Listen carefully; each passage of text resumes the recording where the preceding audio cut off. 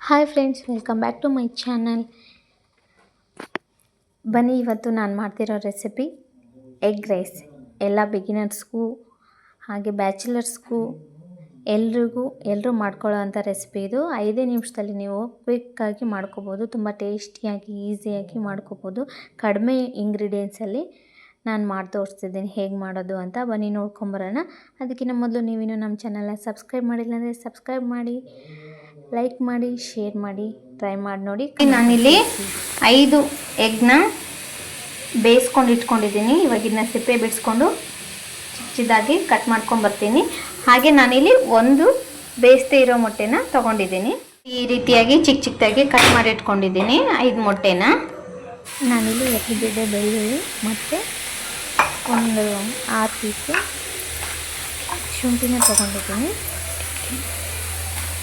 ಮತ್ತು ನಾನಿಲ್ಲಿ 2 ಹಸಿಮೆಣಸಿನಕಾಯಿನ ಹಾಕ್ಕೊಳ್ತಿದ್ದೀನಿ.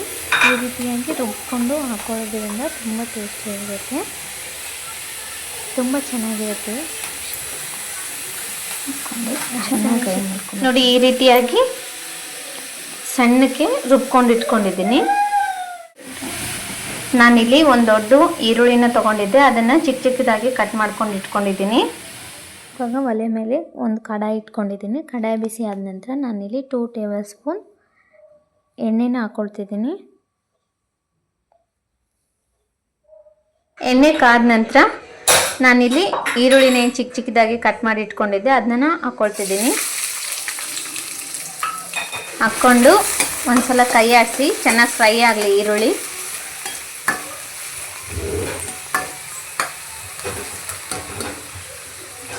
ಇಲ್ಲಿ ಮೊದಲಿಗೆ ಅನ್ನ ಮಾಡಿಟ್ಕೊಂಡು ಈ ರೀತಿಯಾಗಿ ಮುಚ್ಚಳನ ತೆಗೆದು ತಣ್ಣಗಾಗ್ಲಿಕ್ಕೆ ಇಟ್ಟಿದ್ದೀನಿ ಅನ್ನನ. ಏನಕ್ಕೆ ತಣ್ಣಗಾಗಬೇಕಪ್ಪ ಅಂತಂದರೆ ಕಲಸುವಾಗ ಬಿಸಿದಿದ್ರೆ ಮೆತ್ತಗಾಗ್ಬಿಡುತ್ತೆ. ಹಾಗಾಗಿ ಅನ್ನ ಸ್ವಲ್ಪ ಆರಬೇಕು. 1 ನಿಮಿಷ ಈರುಳ್ಳಿ ಫ್ರೈ ಆಗಿದೆ.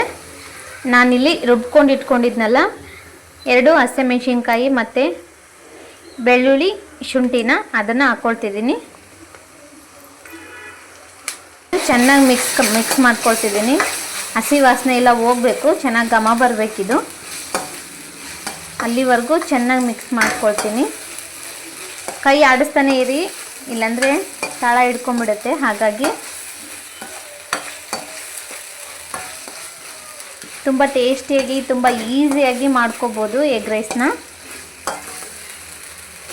5 ನಿಮಿಷದಲ್ಲಿ ಮಾಡ್ಕೋಬೋದು ಇದನ್ನು.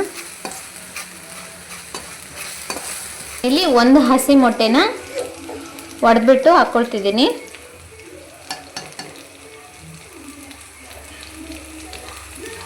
ನಾನಿಲ್ಲಿ ಹಸಿ ಮೊಟ್ಟೆನ ಕಡಿಮೆ ಯೂಸ್ ಮಾಡ್ತಿದ್ದೀನಿ, ಒಂದೇ ಯೂಸ್ ಮಾಡ್ತಿರೋದು. ಬೇಯಿಸ್ಬಿಟ್ಟು ನಾನಿಲ್ಲಿ ಮಾಡ್ತಿರೋದು ಎಗ್ ರೈಸ್ನ. ಹಿಂದೆಲೇ ಮಿಕ್ಸ್ ಮಾಡಬೇಡಿ, ತುಂಬ ಜೋರಾಗಿ ಮಿಕ್ಸ್ ಮಾಡಬೇಡಿ. ಸ್ವಲ್ಪ ಇದು ಪೀಸ್ ಥರ ಆಗಲಿ. ಹೊಡೆದಾಕಿರೋ ಮೊಟ್ಟೆ ಹಾಗೆ ಬಾಯಿಗೆ ಸಿಗಬೇಕು, ಹಾಗಾಗಿ ತುಂಬ ಮಿಕ್ಸ್ ಮಾಡಬೇಡಿ. ಈ ರೀತಿಯಾಗಿ ನಿಧಾನಕ್ಕೆ ಮಿಕ್ಸ್ ಮಾಡ್ಕೊಳ್ಳಿ. ರುಚಿಗೆ ತಕ್ಕಷ್ಟು ಉಪ್ಪು ಹಾಕ್ಕೊಳ್ತಿದ್ದೀನಿ. ಅನ್ನ ಹಾಕಿದ ಮೇಲೆ ಮತ್ತೆ ಉಪ್ಪು ಹಾಕ್ಕೊಳ್ಬೇಕು, ಹಾಗಾಗಿ ನೋಡ್ಕೊಂಡು ಹಾಕ್ಕೊಳ್ಳಿ.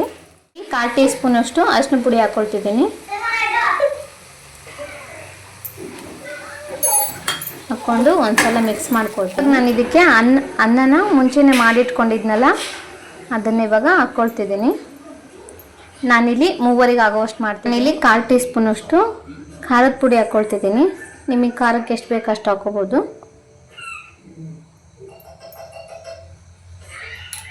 ನಂತರ ನಾನಿಲ್ಲಿ 1/4 ಟೀ ಸ್ಪೂನಷ್ಟು ಗರಂ ಮಸಾಲಾನ ಹಾಕ್ಕೊಳ್ತಿದ್ದೀನಿ. ಇದು ಮನೇಲೇ ಮಾಡಿರುವಂಥ ಗರಂ ಮಸಾಲ. 1 ಟೀ ಸ್ಪೂನಷ್ಟು ಸೋಯಾ ಸಾಸ್ನ ಹಾಕ್ಕೊಳ್ತಿದ್ದೀನಿ ನಾನಿಲ್ಲಿ. ಇವಾಗ ಚೆನ್ನಾಗಿ ಮಿಕ್ಸ್ ಮಾಡ್ಕೊಳ್ತೀನಿ ಎಲ್ಲನೂ. ಸಣ್ಣ ಊರಿನಲ್ಲಿ ಇಟ್ಕೊಳ್ಳಿ ನೀವು. ಇವಾಗ ಮೊಟ್ಟೆನ ಏನು ಹೆಚ್ಚಿಟ್ಕೊಂಡಿದ್ನಲ್ಲ ಬೇಯಿಸ್ಕೊಂಡು ಇಟ್ಕೊಂಡು ಅದನ್ನ ಇವಾಗ ಹಾಕ್ಕೊಳ್ತಿದ್ದೀನಿ. ನೆಕ್ಸ್ಟ್ ನಾನಿಲ್ಲಿ ಅರ್ಧ ಹೋಳು ನಿಂಬೆ ರಸನ ಹಾಕ್ಕೊಳ್ತಿದ್ದೀನಿ.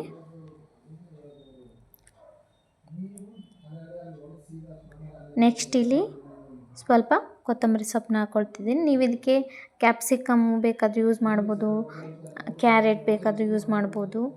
ತುಂಬ ಚೆನ್ನಾಗಿರುತ್ತೆ. ಈ ರೀತಿ ಒಂದು ಸಲ ಮಾಡಿ ನೋಡಿ, ಸಖತ್ತಾಗಿರುತ್ತೆ. ನೋಡಿ ಎಷ್ಟು ಚೆನ್ನಾಗಿ ಬಂದಿದೆ. ಸೋಯಾ ಸಾಸ್ ಇಲ್ಲಾಂದರೆ ಪರವಾಗಿಲ್ಲ, ಹಾಗೇನೂ ಮಾಡ್ಕೋಬೋದು, ಸ್ಕಿಪ್ ಮಾಡ್ಬೋದು ನೀವು. ತುಂಬ ಚೆನ್ನಾಗಿರುತ್ತೆ, ಟೇಸ್ಟಿಯಾಗಿರುತ್ತೆ. ದಯವಿಟ್ಟು ಇದನ್ನು ಟ್ರೈ ಮಾಡಿ ನೋಡಿ ಎಲ್ಲರೂ.